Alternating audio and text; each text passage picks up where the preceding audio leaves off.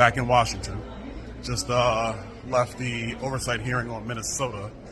I mean, this thing is crazy. You have the governor and his team going after whistleblowers, state employees trying to do the right thing in Minnesota to explain the fraud that was happening, to get it under control. And it looks like Governor Walz, the lieutenant governor, the attorney general, Keith Ellison, not only did they know about it, they were trying to protect the fraud to continue.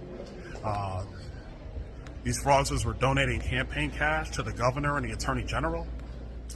The whistleblowers who were coming forward were threatened. Their jobs were threatened. Their careers were threatened.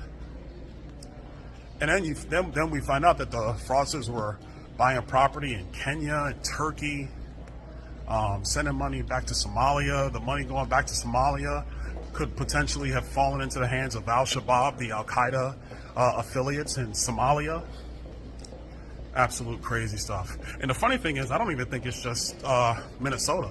I think we just found out about it in Minnesota. I think it's happening in other states too. And it may not just be the Somalian community, but other parts of the country where these programs, American people are just being defrauded. I think the bigger thing is we gotta, up here, we gotta put real teeth into these spending items. If we're gonna put money into a lot of these programs, there need to be hard audit requirements, eligibility requirements. Obviously, there's criminal charges if there's wire fraud, but I think if you have elected officials who know about this stuff and we find out they know, they need to be brought up on conspiracy charges because they're defrauding the American taxpayer too. One thing I know about this town,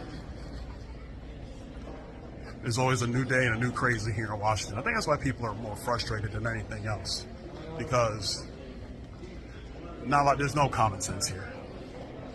And when you try to bring it and put it into these bills, the Democrats don't want to hear it. The only time they ever want to talk about accountability is when it favors them politically, and that's really upsetting. Anyway, until next time.